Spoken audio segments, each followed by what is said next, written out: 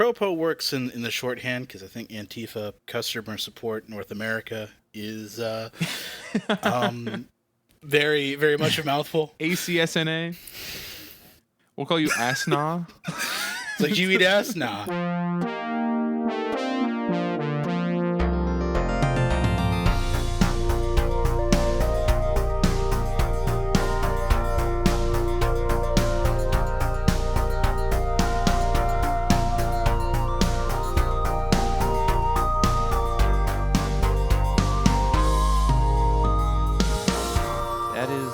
Tiniest little dangly. Danglies. You have a dangle? Oh my god. Wait. That's not a word I like. It's for earrings, Pep. Okay. Oh, okay, that's better. You don't like danglies? I don't know. I feel that dangly has like mostly negative connotations in my mind. Probably in the same way some people like moist does, but that does not bother me. So moist danglies wouldn't. Oh, I think moist danglies makes me start hating moist. That might be the worst possible. Like if you drop your earrings in like some mayonnaise, you'd get moist danglies. Okay, well the mayonnaise makes it more palatable. We're taking this back the other direction. It's like an applausometer, but it's a how grossed out am I meter. The mayo makes it better. I'm confused. Yeah, I like mayonnaise. Like, do you like non-mayonnaise, non-food objects dipped in mayonnaise? Because that would be. I mean, it doesn't repulse me. Like if I saw a clean earring dipped in like regular edible mayonnaise, I'd be like, oh, okay, like why? But it wouldn't make me like gag. You know what I'm saying? I don't know about the rest of y'all, but I have licked mayonnaise off of things before. Oh, absolutely. I've basically like eaten fucking spoonfuls of that shit in my life. When I was a tiny fat child, I would like suckle a mayonnaise packet when I was out of when I was like out of school lunch, but I still want to be eating something. Y'all had a whiter upbringing than I did.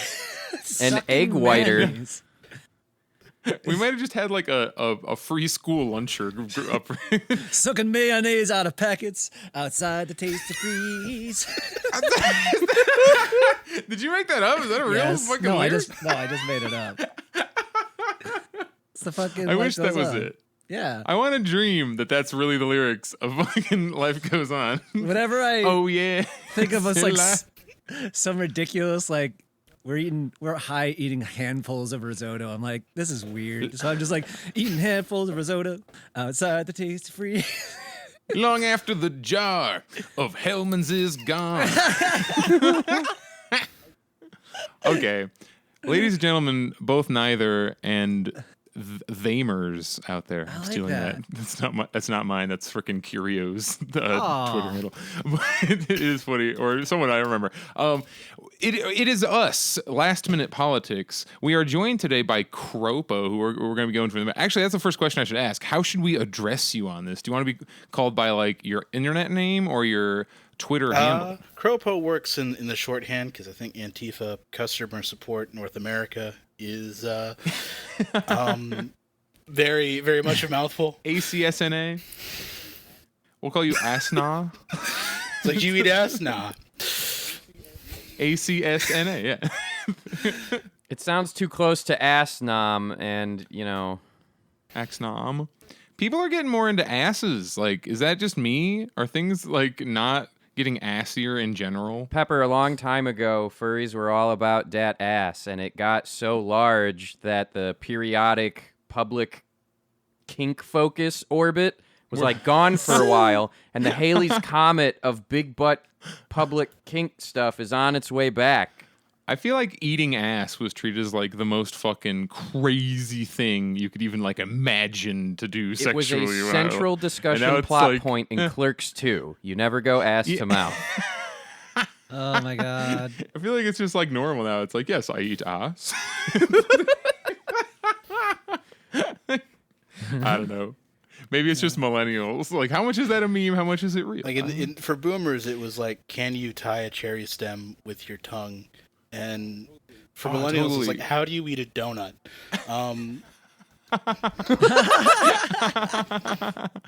Wow. A donut or a donut? Yeah, first date donut place. That's how you can tell.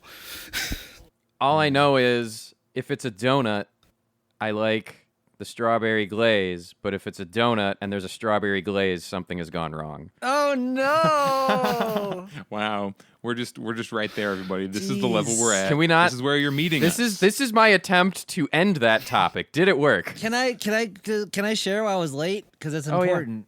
So Yes. I was late because I had a big fruity surprise in Alkali's car. I came home. Are we allowed to guess before you go tell us ahead. what it is? Go ahead. So I hear Alkali's Fruity Surprise, and my immediate thing is that most people would think like, oh, Zan received like a gift. Yeah. But my mind is, oh, some horrible mess happened. God damn it! Great. You know me too well. Fuck. Oh no! I remember the cup holders and the red Shit. liquid in them. We didn't know what it was. Like there was That red was my liquid. that was my gender fluid. That was it. That It was was it. bubbling out of the cup holder. You know how if you do it right in Florida, like for the most part, hurricanes are pretty awful, but you can batter down the hatches and survive. That's like Yes. well, Hurricane Zanny.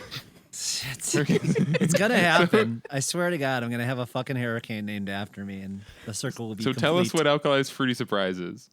I got us smoothies as a nice surprise because he's working from home, and I had my consultation. I was all happy and shit. So like I got us smoothies, and I was gonna save mine for wrestling and put a bunch of booze in and shit. And right as I'm pulling up, it just fucking all over the goddamn other seat. I'm like, fuck. And so How did you have the drinks assembled? they were Where on were a they? cup holder. Like they were in a cup holder. I did everything the way you should have, but I'm me, so fruit everywhere and it smells and they're sticky and it smells good, but like Alkali has like, oh fuck. And anyway, it's just a big fucking fruity disaster. I'm very sorry that you fruit blasted the inside of your car. Now it smells like Febreze and gay. It's good. So we are joined today by Cropo. Cropo is better known on the internet as AntiFa Customer Support North America. How you doing? This podcast is brought to you by AntiFa, the trusted brand for. Fuck! I was gonna do something smooth. I'm all right. But We're gonna edit it, so we only our patrons here. Yeah, we transitioned from like trying to be smooth to rock bottom, so I'm feeling good. There's nowhere to go but up from here. I'm doing great. You are allowed to retake whatever you want in this episode. yeah. You know, I have spent so the way that I initially saw Cropo online, just on Twitter, just kind of like floating around. I'm like, oh, funny account, funny tweets, good. And then we ended up talking at least a little bit, and I've done some editing of Cropo. Also has done some rants about video games, or rant is even like too strong words. More like it's analysis. It's like actual reviews. I've been sitting around thinking of the meme is how video game reviews are usually like, it has some graphics and Sonic and a little something for everyone, 7 out of 10. And like reviews just kind of suck in general. But like you have actual things to say in relation to video games, like one would discuss art. Yeah. And I have edited those. So I've heard your voice quite a lot. This is my first time, I think, hearing it live in person. It's kind of like I enjoyed regular car reviews and their existential stuff. So just taking that on there. I'm Pennsylvania represent. Like I don't know why, but for some odd reason I just feel the need to go to Pennsylvania now and just experience it. It seems like a wonderful, wonderful, magical, tragic place that needs to be lived. One of our favorite restaurants is a gas station, and our other favorite restaurant is also a gas station. We fight about which one's better. Oh, is that the Wawa versus? Yeah, that's Wawa and Sheetz. Sheetz is my half of the state is Sheetz, so I like Sheetz. But I also think, I don't know, they're just different. Like Wawa had really good sandwiches. Sheetz kind of makes like everything, and it's all this touchscreen. I'm not getting into it. I'll talk about Sheetz. I'm going to for jump my right fucking into life. this too and just say Buc-ee's because they have the furry mascot, so they win by default. I feel like I'm not having a good furcon if I don't see at least one person in a Bucky fucking t-shirt, and I definitely saw him in Florida. There's not even in Florida, but the t-shirts sure are. At first, I see it and I'm like, is that what Piggly Wiggly is? I'm like, no, that doesn't make sense. I'm like, oh yeah, Buc-ee's. Who the fuck? I've never lived in a place that has Buc-ee's. Weirdly, I lived in I'm sure Phoenix probably has one. We have every chain. We have a Portillo's. What's a Buc-ee's? Buc-ee's like a convenient. You describe it. It's like the Texas version of Sheetz and Wawa, except huge. And truck stop. Nice. It's like they looked at a Walmart and it's just like, nah, fuck that. We're gonna be a little bit classier.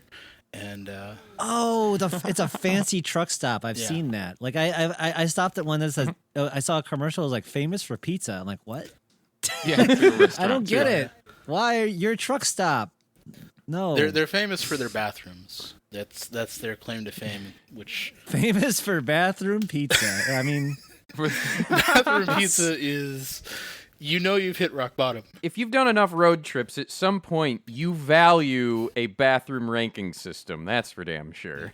I was a child sitting around going like, I'm going to start a website where people can post like bathroom reviews. I had this thought when I was fucking 14. Like as soon as I found out about the internet, I would be shitting, and there's no like phone internet yet, so you don't have like anything to look at. You just are like in the bathroom, and that's all you're doing.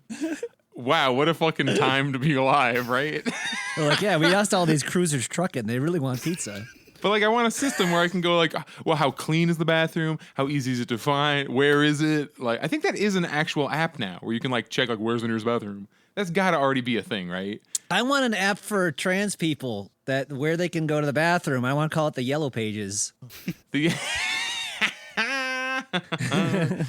fucking 10 out of 10. Where can I halfway pee? there. Yeah, exactly. Cropo, tell us about what's it been like being a Twitter, I guess, what do you consider, like a Twitter personality, a Twitter, like a bot, but like a manned bot? How do you think of it? In when I'm feeling particularly pretentious, I like to think of myself as collaborating with Russian artists. In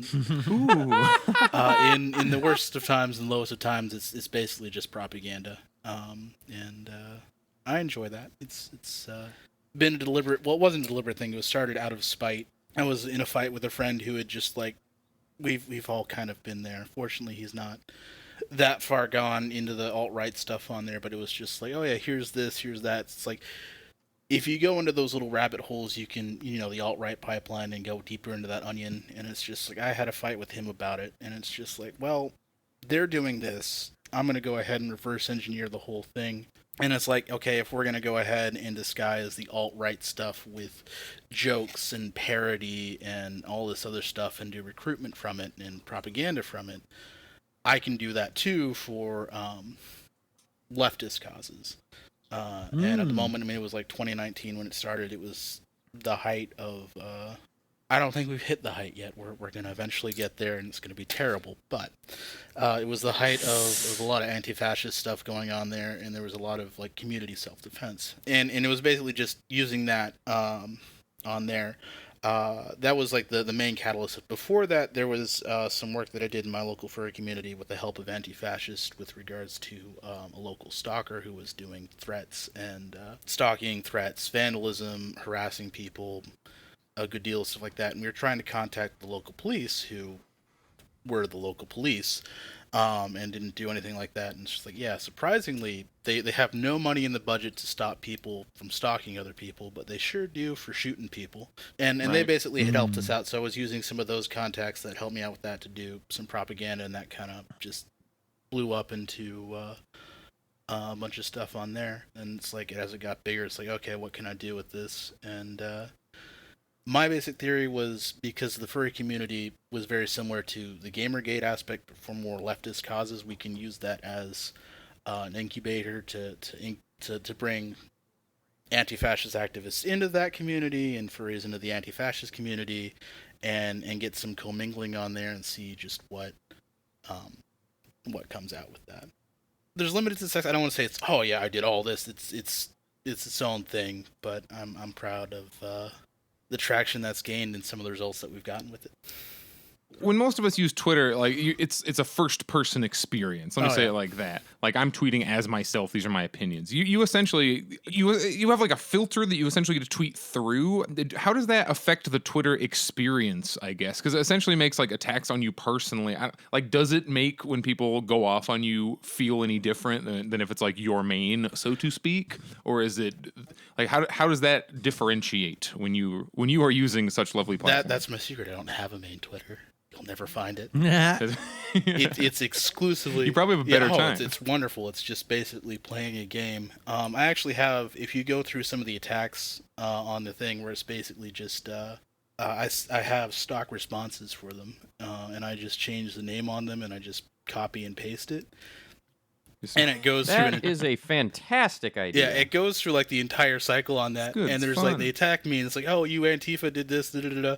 And there's actually been points in time where I just repeat the same thing like 3 or 4 times after I go through the full rotation, and they don't notice it because they're just yelling at me, and it's just, as I said, Right. it's art. It really. How many times have you gone through, say, the cycle and then suspected it might be a better developed or written bot that essentially in the small microcosm is well masquerading in the moment as a person? Because, like, part of the sinister stuff of the bots is if you start with a certain talking point, you can take people's actual written threads and feed that into a model and get pretty close. Yeah. If I'm going to be a bit dark and candid, one of the things that I did at the start was solicit the attention of the person who's usually in charge of those bots, at least what someone claiming to be who it is on Twitter, and got his attention. So I think he's turned them off for me. I'm hoping. Because it's like I like to think that all the people that I'm interacting with are real people. If not, then I mean, after a certain point, I just close it off. And if you see like a survey thing pop up on there, that's usually when the conversation's done, and I just send it for review. Well, not review, just send it up to have other people laugh at it. I don't think like Twitter isn't real. It's just some artifice stuff that we put on there, and we like to pretend that it's real because it makes us feel better, and it definitely hurts us. Non-real things can hurt us, like gender and money. Those aren't real things, but they definitely hurt. But it's just like, it's all artifice, and if you take it as artifice to start out with, then it's easy to disengage with that. It is interesting to see how destructive the only 140 characters or the short message affects things, because they try to make it impactful as possible, which means people try to anger each other, which means you try to make the most impact economy on the eyeballs, and that just creates this whole, the medium is a message, as they used to say, and that's why it is what it is. I mean, I've definitely freaking noticed that Twitter is the only place where I get quite the same. Like, we say crazy shit on this podcast that if we fucking tweet it out, people would lose their minds over, and like nothing, like nobody cares. Twitter, like, is like you said, the platform being kind of part of the problem. And I go a step further and try to. I think there's a good argument to be made that it's designed that way because it's what drives engagement. Is people fucking screaming at each other. It's It like absolutely TikTok. is. Like, mathematically, if you get hired at Twitter and you're like, so there's DevOps engineers, which is like operations and software engineering. Well, there's the advanced, please don't do everything in an Excel spreadsheet. Please be a statistical programmer, and they model this stuff. The reason you see the number of likes is that is a very conscious choice to encourage that very particular negative social behavior, the popularity contest. Like, I'm not against having the like button. I'm against showing the count. I have one more quick question, Kropo, that just kind of was... You mentioned being, the lefty side of propaganda, and I recall way back an old ContraPoints video was kind of saying the mission statement of the same thing. You go to YouTube, and there are all of these videos very effortlessly that are the tracks to white supremacy, and she very specifically was crafting her episode titles and topics to show up in those algorithms to combat. Was that like on your radar? I mean, I don't like the algorithm. I didn't try too much in the algorithm. I mainly hunted down anti-fascist stuff on there, and I set it up to make it look as legitimate as possible to have alt-rights and not quite the alt-rights, the folks that just want to yell at Antifa because they're being told that they're the source of all the ill in the world right now. They'll like search for Antifa on Twitter, and it's like, oh, this account's the customer service line. I can go ahead and complain to them, as if that's like the exact reason. Like I set it up so that the exact people that would think that Antifa would have a legitimate customer support line would yell at me. And that was on there. I've had, what was it? Somebody was running for something in Texas and just started attacking me on there, and it's just like, dude, this isn't real. Why? It's depressing to think that they're logging in and think that's a good use of their time. Like, I'm doing good in the world right now. I'm taking down an evil force. And You're essentially like a time sink in the same way like a computer has a heat sink. Yeah, pretty much. Like, we were talking about the block button on there. I don't use the block button. I use the mute button, so they can yell at me as much as they want, and I don't see it, but they'll keep on yelling at me trying to get that response. Yeah, you want to attract. You want to like you're the who is it, the Grant holding the road flare to distract the T-Rex. that's hysterical. Is this metaphor making sense now? That was an Yes. adventure for me because you said the grant, and I'm sitting there going, "Ooh, where are we going with this? Is this like a grant for money? Oh, it's Jurassic Park. Okay, The character is Sam. Grant, right? It's Mr. Sam Grant? Neill. All right, we got this. Yeah, we eventually Not Jeff we circled Goldblum. enough trees. Yeah, not Jeff Goldblum. He fucked it up. He tried it. He couldn't do it. They showed he was not the dinosaur whisperer. Yeah. God, I remember every single second of that movie. I was like a VHS I wore out when I was a child. Oh, that's what made me get into 3D, because that's where the money was, Like everybody freaking had their dinosaur phase. They're like, yep, we're doing 3D animation now. Okay. Fucking somebody did point out, they're like, sorry, I don't mean to No, it's tangent okay. on Jurassic Park, but they were pointing out how like essentially we know that the dinosaurs don't look like that anymore, so it's funny and weird that we keep putting out movies where they look like, we're like, no, they should have feathers and shit. But we're just like, no, we like the because brand. dinosaurs as a brand is a thing Yeah. now. Oh my god. They own these specific models and they have to look like this. So we just do unrealistic dinosaurs Pep, on purpose. You because we figured like out the the aesthetic. dark, gritty reboot is going to have feathers. Because they look too cool and cute. They're fun. They're like, ooh. It's going to happen. Love that shit. Look, Uh, if you tell someone like there used to be these predators and they were huge and they were fierce and they would do all like show them a bunch of the skeletons and things, and then Yeah, if like they had real-life no Godzilla. context or awareness, if you were to show them just a headshot of a chicken or a rooster, they'd go, "Oh, that's a modern dinosaur." Kookaburras are still meat eaters and screech like fucking velociraptors from the movies. I was gonna say we don't know what they sound like. I mean, freaking ostriches, secretary birds. Yeah. Everything, like all welcome these to combat Chicken birds. Island. We had a real-world demonstration as to what the Jurassic World scenario would look like in Australia with the Emu Wars. Oh my What? God. Oh, freaking! I was just looking at a thing about like a mural dedicated to the capybaras in Argentina that like invaded a super rich exclusive gated neighborhood. Yeah. It was like a mural of giant capybaras like having beheaded like humans. It's like, wow. Holy shit. It was kind of badass. It was very metal. The ROSS, the rodents of unusual size. Brutal.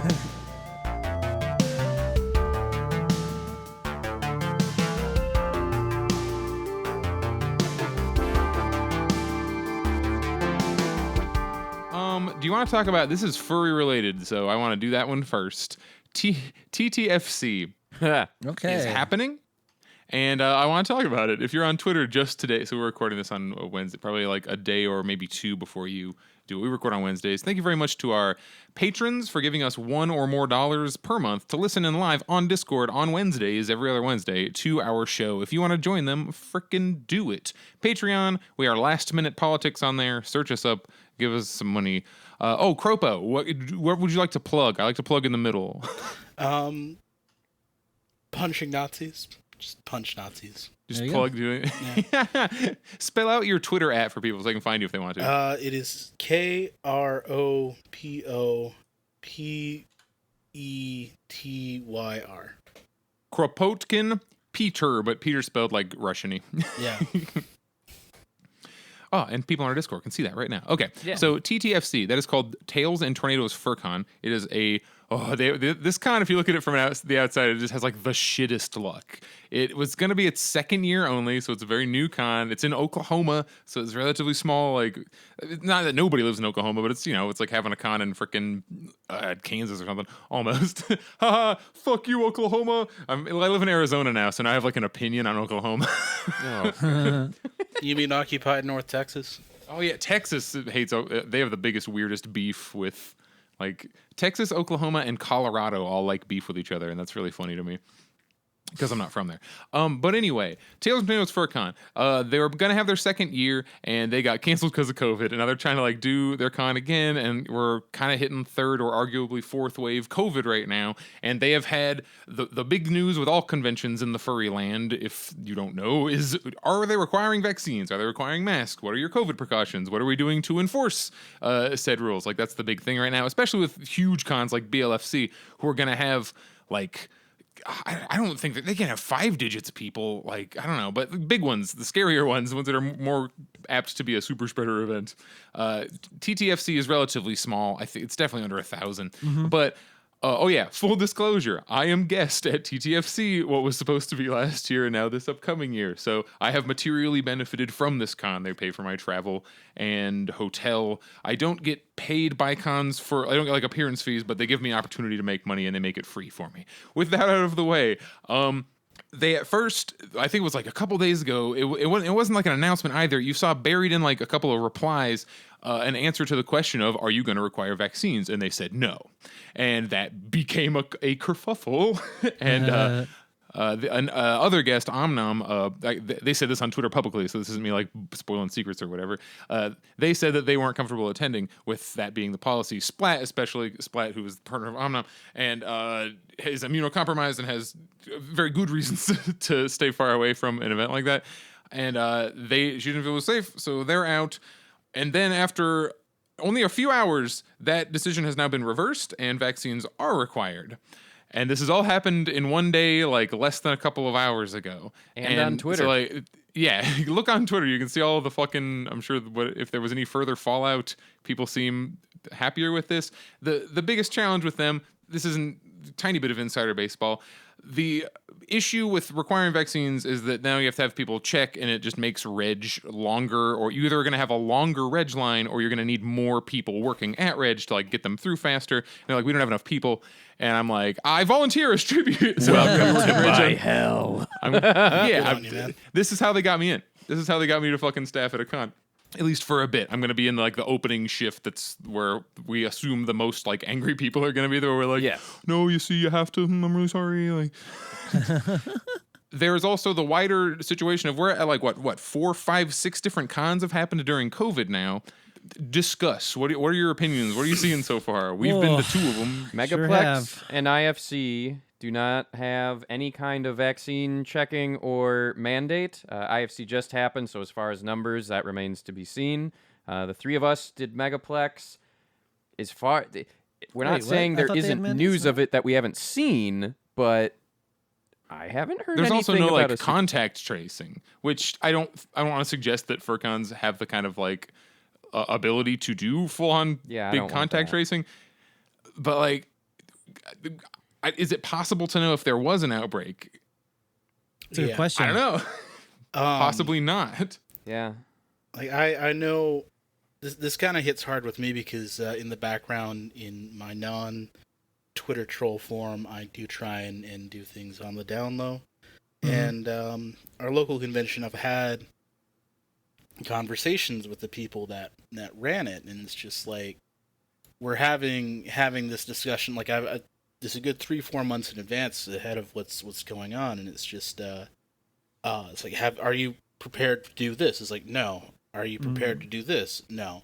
Okay, well, I review, like, we're in compliance with the CDC. Well, here's how you're not in compliance with the CDC, and it's just there's no shortage of excuses for them to not do things coming from them, and it seems weird, right? how they want to act like their hands are completely tied, but we can't guarantee 100% enforcement, so why do anything? Which is like Exactly. I'm not saying this is specifically TTFC. This is just in general, basically the argument that I have hear, where it's witnessed like, from someone that will remain nameless on a bigger, medium-sized convention echo exactly that argument. That I hear it from everywhere. It can't be 100, but I'm saying I have heard it from the lips of a board member of a convention with over 1,000 people. Yeah, Sure. Me too. Group chat, and it's like my reaction to what just happened to TTFC and how Twitter's not real, but at the same time it just had a very real world effect of improving safety for everyone going to that con. Yep. I mean, that's why I want to give credit, because like I said, Yeah, within a couple hours of people going, hey, they're like, okay.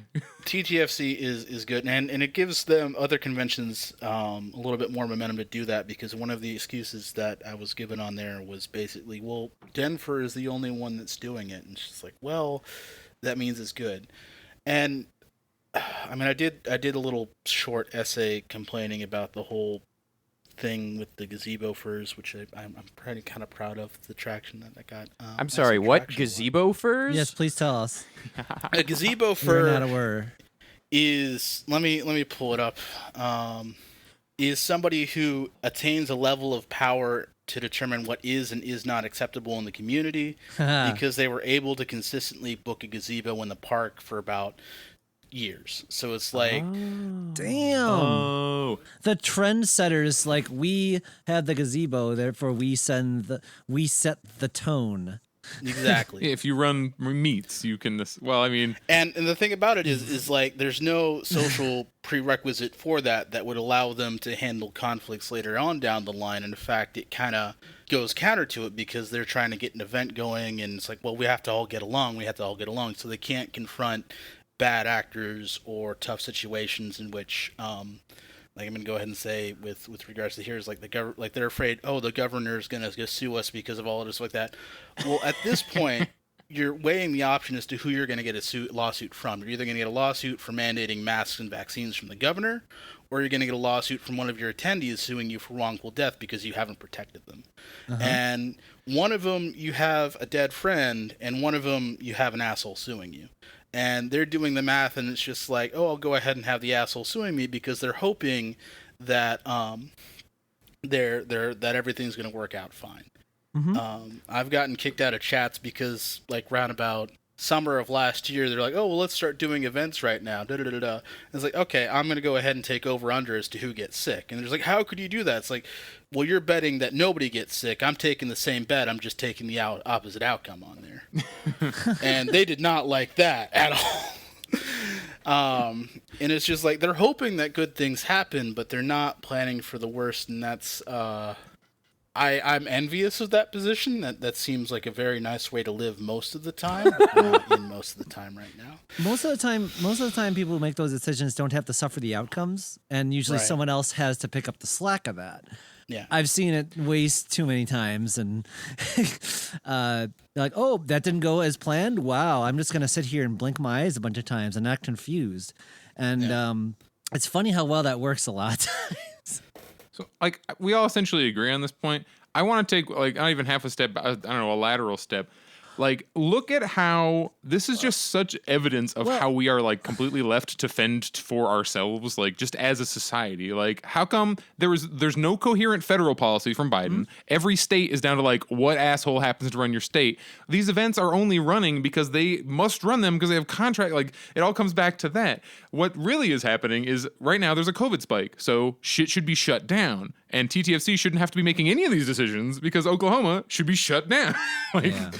Just like the entire country should. Shut down for however many weeks, give people the resources to continue living during those few weeks, and then COVID is gone. That shit has been the exact same solution since day one, and we're all acting like, okay, how can we send all of our kids who can't be vaccinated into school? Okay, what the fuck? Like, at longest, a month and a half, shut everything down, pay everyone, get everyone food, and it's because they refuse to allow a taste of socialism. I think It is so. fucked. To me, Oh, I was Zach. just gonna say what we're seeing a lot of these is we have a certain amount, thanks to Twitter, and the evil that is Twitter, unfortunately, has good. The silver lining, we found it. So the ability for people to complain online in mass has resulted in a certain amount of accountability. We've seen with the OnlyFans backlash, like it. So the gazebo owners used to be able to like, oh, these are our paying customers who pay the most, and that's all we have to worry about. Whereas if there was a complaint or two, they could just let that go. Now we can all talk to each other and say this is fucked up and cut that shit off before it even happens. So that's kind of new. And when organizers say, oh, we don't have to worry about there will always be an acceptable amount of whatever. Fill in the blank. It takes the customers to say, actually, no, that amount is not acceptable. You know what I'm saying? And the customer is really the rest of us, the civilians, the populace, instead of not catering to the main. It's interesting that you continue to say customer, because one of the most nefarious language transitions we lived through, and like this, it's fascinating to me because I was really into George Carlin while I was noticing it, was every news article that comes out, every media thing, you'll always hear it. You don't hear customer so much anymore. You only ever hear consumer. Oh, yeah. Because the language wants to dictate that this is a unidirectional transaction. You just take and consume what we have to offer. Customer implies neoliberal agency. brainwashing fucking mindset. I learned, again, just through a tweet, there is a group called Open Insulin that have formulated a non-proprietary version of insulin, and they are gearing up to scale to production.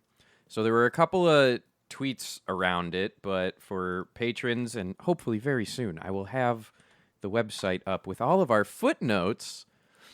The main thing that they're doing is, so, you know, we always hear about anytime Medicare for All comes up, the cost of insulin and how straight up just capitalism and artificial scarcity is the reason why insulin costs so much. And so, Pepper, you always say, what's the number one greatest thing you can do? Is, you know, you can't buy your way out of capitalism, and I'm not going to go super jaded, but voting your way out of capitalism sure seems difficult so far. So the only real alternative is to just do the thing. So in terms of just doing the thing, the estimate, like they're actively working on ramping this up, a $1 million worth of gear would produce enough insulin for 14,000 diabetics, meaning that a functioning community-level insulin factory could conceivably be funded for about $70 per person. Not per dose, per person. Per person. And, like, I had the article's long, and there's a lot of charts and details about it, which are really interesting, and some cool videos as well. But, like, the key thing here is that open source, you know, Pepper, I think you were the first one to say that a lot of the open source stuff is anarcho-communist in structure. Yeah. The internet is communist. It definitely isn't when it comes to like IP. Yeah.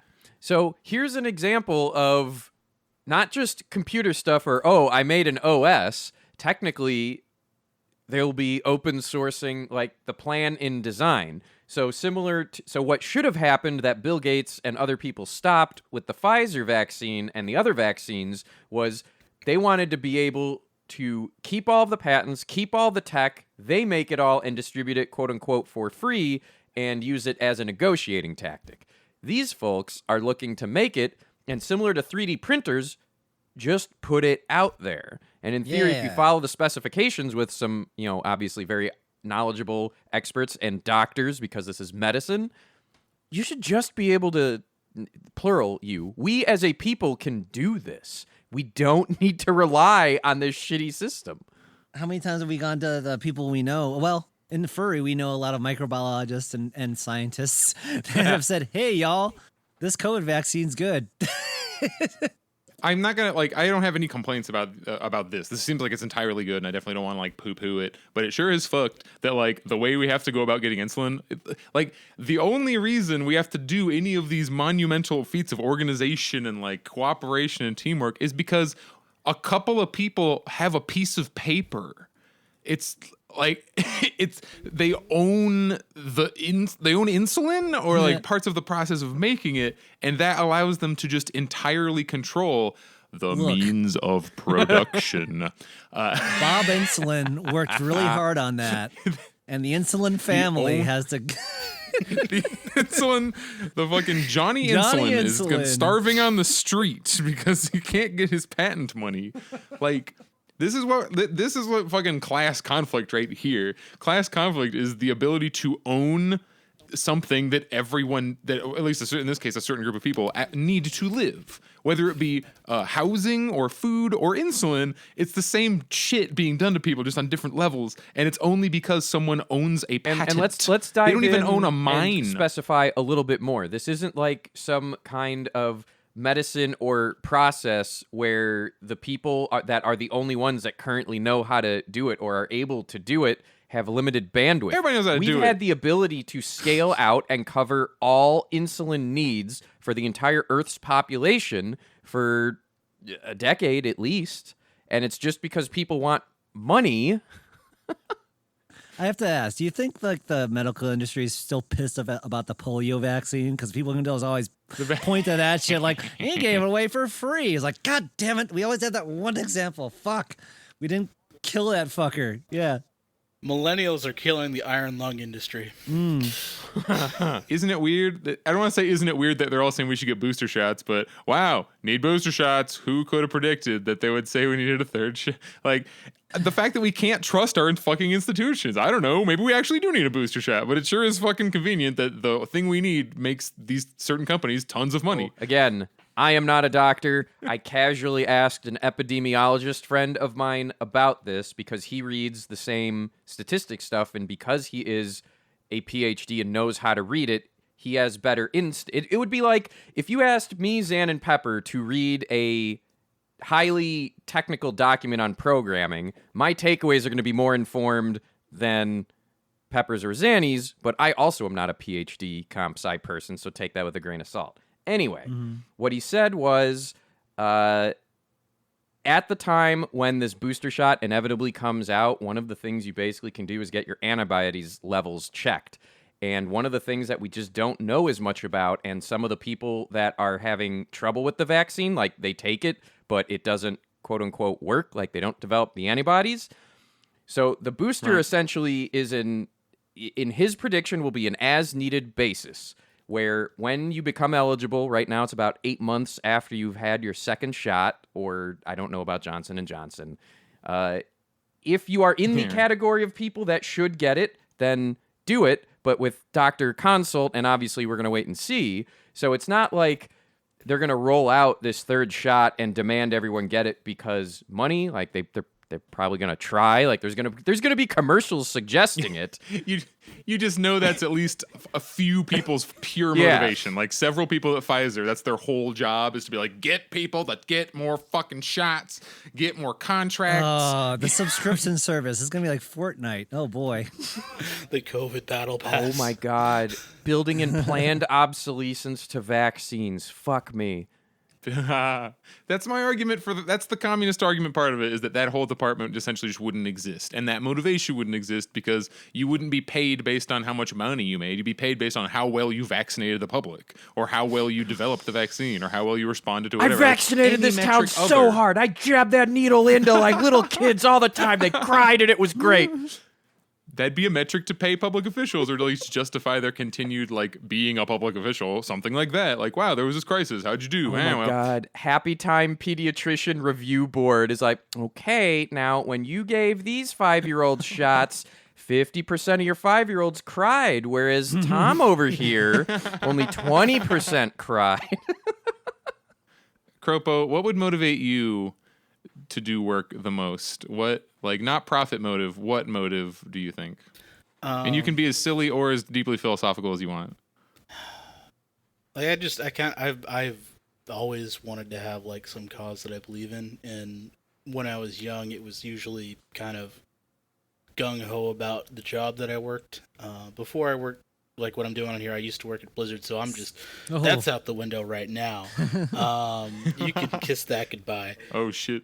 Did you get harassed at Blizzard? Well, it used to be in my pinned tweet, but it was right during Gamergate, and I made a post on the forums on my private account that I had before I got hired during my weekend when I was at home about how hey, maybe we should have some gay NPCs, and the Gamergate crowd jumped on that and just trolled it, and I kind of pushed back, and so like a couple days later, I get a call in my boss's office, and they wrote me up for that because that was unbecoming stuff of an employee on there. And it's just like, well, that was my private account. It's like, yeah, but you were causing some trouble on the forums. Don't do that. So they gave me a verbal warning on that stuff on there. Double plus, fuck 'em. Yeah.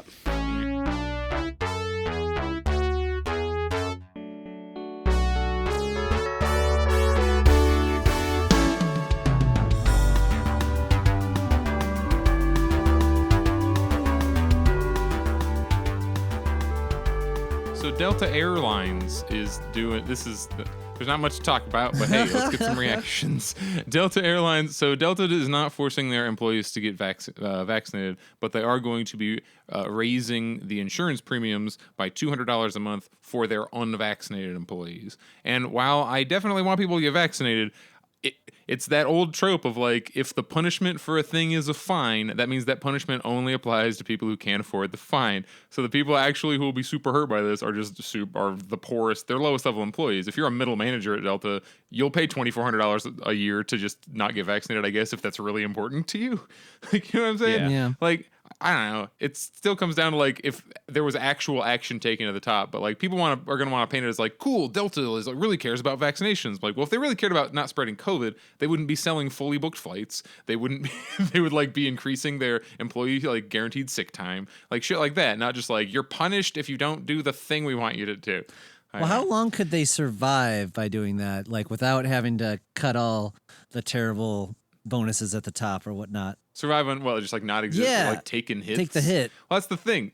This where it comes down to the shit being systemic. They probably couldn't. Like, you can argue that much like a non-human creature or a force of nature, under capitalism, companies, once they get to a certain size, definitely like Delta, it's just gonna happen. Yep. Like, this is the inevitable result of the system that they exist within. It's not that Delta is specifically evil. Fucking Amazon would be doing the same thing if it was Amazon Airlines or something else weird and like not actually.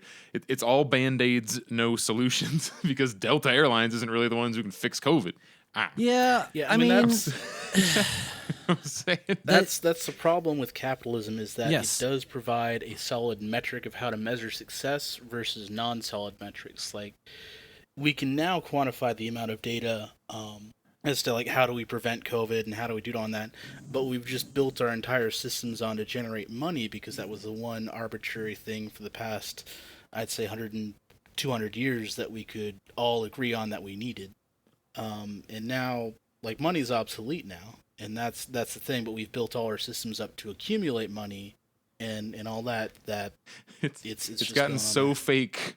It's unsustainably fake. The money, like how money is treated in current day. Yeah. How it can just be like spawned out of nothing. It's just really. It's just the whole finance industry is a fucking con. If I really want to get into it. Well, let's expand on this topic. There's a lot of people out there that think, we're in some form of the Matrix or the universe is a simulation. It's like, no. Capitalism is the artifice we live under. People are just deciding stuff. There's no science or reasoning behind it other than it's the whims of a select few who are exceedingly powerful without any real reason other than they happen to be. That's how, They're just domino effect, ultra baby. mega gazebo furs. The OG They're the gazebo, gazebos. just humans. Well, like I said, power has a fucking domino goodness. effect, and at some point, those gazebo furs forget where that came from, or there's always the deserve line. I deserve this power. I was born with it. My daddy worked real hard. So, yeah. And I don't know if, since we are not going to bring down capitalism tomorrow, people are like, okay, then what? Because we still have a pandemic today, And so... Like, could we though? Because I can take tomorrow off. It'll be fine. I can schedule it. I'd General love to, but strike. it's not going to actually end. Punch it. Slap around capitalism. Yeah. We'll have fun, and nothing will actually happen. we do need to do like everything we can within our power reasonably to stop the spread of COVID. But same kind of situation with furcons. Delta probably has more, I guess, for like if we were trying to like rank responsibilities. Delta has a lot more money and power influence. Hell, they can like shut down the whole state of Georgia if they really really want to. Delta can, but like not they couldn't single handedly but they could do a bit more than Joe Schmo Furcon, and Joe Schmo Furcon is like doing way more materially than Delta is. Yeah. You know what I mean? Yeah. If the people who they got their money from had a problem with that, then they would feel the hit, just like the furcons, you know. Imagine if there was a furry run airline and they're like, we will be selling full flights. People be like, boo, fuck you. Do you remember the furry that accidentally a pyramid scheme with the furry flights? Oh, I do. Fuck, I know them, but like they're a friend of mine, and I'm biased because I'm their friend, but I do believe that there was like no malice in that. They did not phrased mean it with to set intent. up a Ponzi They scheme. accidentally a pyramid scheme. I think Ponzi scheme because it yes. was like promising money while getting like moving other money and then paying them with different Yes. like the cascading debt, and then they eventually realized, oh fuck, I need another 10 grand to make this shit work, and I don't have it. Sorry, everybody. Looks like this was a Ponzi scheme. Whoops! I accidentally a Ponzi. Accidentally. So proud of him. He's just like, but the fucked up thing is the way they ran that is not too far removed from how I run my quote unquote business, because I have so many fucking handshake deals and just like, I just don't overspend. I don't go like, yeah, I'll make this 6-digit thing happen. Like, oh. Oh, I had a point to go to, but it's gone. Talking about Delta. Oh yeah. You want Delta? Any Fly final Delta. What do you think Oh about? yeah, no, not even I'm so much- waiting for like Freedom, Liberty, Snake Airlines to come up and just be like the most just COVID ran fucking airlines ever. This It's is like the worst Snakes on a Plane sequel ever. Snakes on a plane. Oh god. The coughing, All the right. coffining. Like, if I'm gonna do snakes on a plane and die, there better be vor involved. I did want to talk about the OnlyFans thing Yeah. Oh yeah. because that's important.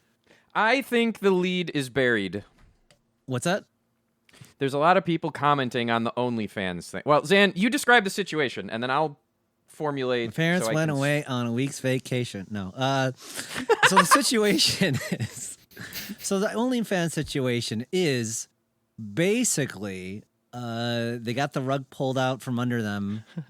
Well, everyone, does someone know it better? Because like basically someone came after the credit card companies and the MasterCard does not like being associated with porn unless they can they were like, you got to get individual signatures that we're not selling fucking child porn or like revenge porn, or like they don't like being around porn because it's sketchier and scarier. Like they might get more sued if they find out that MasterCard was processing payments part for of that child was porn, blah blah blah. them Like, so expanding they're- to iPhone and Android. Is that part of it or no? Probably. I'm sure them being on like the Right. iPhone, I Android know- market is, they're fitting various rules. I know iPhone, you just can't have porn at all. So they have a whole separate OnlyFans app that is called something else that is the iPhone version. You know what I mean? There's workarounds for all this shit. And they were like, okay, because of this, we don't want to deal with that. It's too scary for us too expensive. We can't guarantee everybody's consenting. So they're whatever. just like, hey, to expand our audience, we need to get rid of everyone we made our money on. Basically, our workers that we based on, which Yeah. is kind of like the game industry, really, because Yeah. it's like, yes, now fuck off. Well, so like the high level interpretation. One is the credit card processors have always been they've always been religious fuckwits, and they've always been heavily against adult topics. If you go far enough back, eBay, the straight stuff for the most part was left alone unless you were really stupid about it, and it was queer stuff that was getting shut down. But then all adult Hold things off have been fucking attacked. eBay. Remember when you couldn't Yeah. even buy a dildo Like online? that is because of not just MasterCard, that is all of the credit card processing places. So the other part of it too is, so y'all might recall if you are on Pornhub or any of those sites, the Great Purge. So what Zan was alluding to, that MasterCard was demanding, they did. So they just deleted or delisted or took down every single video that didn't go through the verification process, and what, like 80+% of the archives were gone overnight. I thought it was only like Two-thirds? 2/3 went down, but yeah, a shit ton. That's- most of Yeah. the videos So- went down. You couldn't watch B movies. like, just okay. basically killed the business model they were based on. Yes. Now, do I think the OnlyFans runner people care one way or the other about porn? No, they care about money. So, Zan, what's the big thing, and Pepper too, what's the big thing that increasingly has been showing up on OnlyFans? The celebrities are there. Oh, I didn't know that. So at the top, when they got MasterCard pushing back, because OnlyFans wasn't going to change anything because money's money and the porn money was great. So here comes MasterCard coming along threatening, hey, fuck you. And OnlyFans probably looks at the numbers and goes, well, this percentage will go through and do the verification thing or won't care, and we're just going to bet on the celebrities. And then the real world is, as everyone's been pointing out, the real world numbers hit. Mm-hmm. And that's what got them to essentially threaten or negotiate with MasterCard to walk back, because someone played a game of chicken somewhere along the way or had a bet that the money was going to continue. It's like I don't think anyone there had a thought or care about the people that made the platform. It's only ever been about money. And it's not that like OnlyFans hates porn. They clearly don't. They just made a capital bet. And the people, all those porn people who own their own bodies, which means they own the means of production, plus the cost of a webcam and computer. Well, at that point, that's where like the fucking classic Marx metaphors get a little weird, because they're all about like workers in factories. So it's hard to be like, okay, in this case, OnlyFans is a factory. The lead that's buried is MasterCard stirring this shit and the credit and debit card processors being the core problem. No one's we're already not talking about MasterCard in the public news anymore. Right. The means of reproduction. I've always kind of wondered how Thank you. Karl Marx would approach the whole Findom situation. Probably very erectly. Oh my god. So like, I just for a small tangent related to the same thing. So talking about what is the means of production in this case, and who are the workers, who are the laborers. So when you get to something like OnlyFans or even Patreon, not to shit on Patreon because we fucking use it. I use it. It pays a lot of my bills. But these are essentially just skimming. This is such a blatant example of skimming value of thing. Patreon does not write a single fucking song. OnlyFans has never grown a tit and then like posted a picture of it on the internet to get money out. Like all they do is filter the content to consumers, and then they give you part of the money. Like they're skimming surplus, quote unquote, surplus value off of you, gaining profit off of, like, they don't do anything. YouTube has been that forever. Like the whole the new way people make money, this new neo content environment. That's what all these shits are. There's fucking parasites sucking nickels and dimes out of your creative endeavors. All right, here's or your creative pussy. All right. So what? If you're doing like private platforms, if people are putting an effort into making things, so let's say Patreon didn't exist, we want something like it, and a bunch of people go and make it, what is a more economical way of doing that doesn't involve, like, what would that model look like to you? How would you like it to work? Because like there's still labor that goes into managing it. It has to not get too big, because once you hit the mainstream, they want those mainstream bucks, and therefore that takes out. I don't mean like for the sake of this what if, I'm not talking about today or Malice. What does a more ethical Patreon look like at this scale? Like, what is the limit? What is the guard that should be in? What is the thing we should strive for if we were to create a thing? If all four of us were to make a thing and it got crazy successful, what would our ethical interpretation of that look like? Because a lot of times we criticize things like Patreon doing the wrong thing without ever giving people an idea of, right, but here's how it could be okay. Sure. Maybe a workers' co-op would be a good model for that. True. Like anarcho-syndicalist kind of thing like that, where a number of creators conglomerate and farm out contracts with hosts that run it all for not a profit, but for sustainability and individual sustainability and stuff like that. That would be the first thing that comes to mind. aside from just the total abolishment of money and imagining a world without that, which is fun to think about, but not at all practical at the moment. So that would be my answer to that. Yeah, Cropa, let me bounce this off you because I want to keep that same line of thinking. Well, okay, so when you talk about, you mentioned things like servers and hosting, like that is a thing that it would be unreasonable to be like, oh, I'll just do that at my house, like on my own. Like you can make a video mostly on your own now. You can write a song mostly on your own. You can take photos, etc. So like hosting is a thing that we kind of might communally need. Like we need some kind of creative commons, like in the grand sense of like a park is a common land where we all just kind of use. Like we need some kind of YouTube something where we can all show each other dumb videos because we just like doing that at this point. The same way we have like the printing press or whatever. But Patreon at its like try to think about what Patreon's core function is. It's a backdoor way to monetize like YouTube or all these shits that are supposed to be just paying you for like the stuff you're doing. You instead backdoor through it to be like, okay, you can buy access to me, where really it's people know, hey, you're broke as fuck and I like your art, so I'm gonna give you $1. Like that's the real psychological thing that's happening. So what value does Patreon add other than like letting me organize a couple of mailing lists essentially, like so I can blast links at people? All right. That's what Patreon well, actually they do more than that. does, So right? like there's the Patreon integrations. All of that requires software people to write it, test it, and go through tons of shit. So like from a software development thing, you're doing what Patreon offers as far as automated and programmatic interaction, that has cost. And I guarantee you almost every single person at Patreon that's writing that software, if they're not an owner, is getting taken advantage of compared to the money they bring in. Well, just remember that not almost nobody, I can't prove that, but the like actually kind of cool features of Patreon, the integration stuff you're talking about, most people don't even fucking use. They kind of do what we do at this point because they increase your fees as you use more of those features you're talking about. They just go, here's the Discord, and then the Discord's a free thing that also lets me organize shit into like, there's integration with Discord that doesn't cost money. On the micro level, it's hard to discuss, but I would love to see a world where art is supported in a way that does not necessitate like 100 randos giving you $5 a month so you can like pay your rent. It's just one of those layers of things that, not that I hate Patreon, but I think it'll be an obsolete kind of thing. Like, do we need OnlyFans? Do we need the mediating thing between us and like what do you think what would porn look like in a communist society? Well, it's kind of like, hey, are you making porn? Are you arting? Like, that would be the thing. Like, are you making the thing? And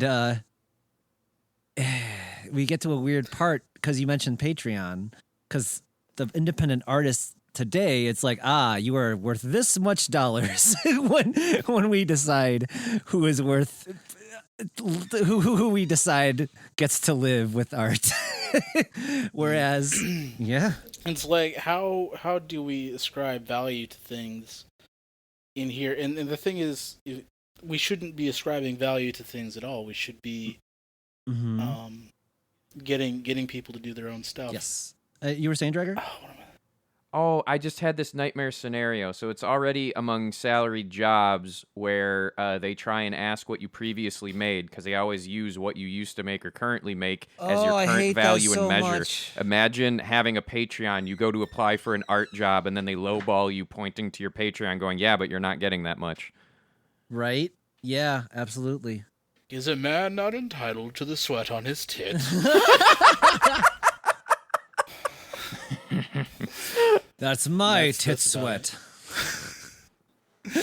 No, says OnlyFans, it belongs to us. No, says the credit card processor, it belongs to God. This is a sweat tit shop. Oh, There's no air conditioning. oh my God. A tit sweatshop. Wow. That's fucking hilarious. Okay. So thank you very much for listening. We have been Last Minute Politics. We all say our names, so just do it whenever, because remember, I'm just going to separate the timing. I'm Zanny. I'm Pepper. I'm Dragor. I am Cropa. Everyone yell bye. Yeah. Bye. Bye. Don't die.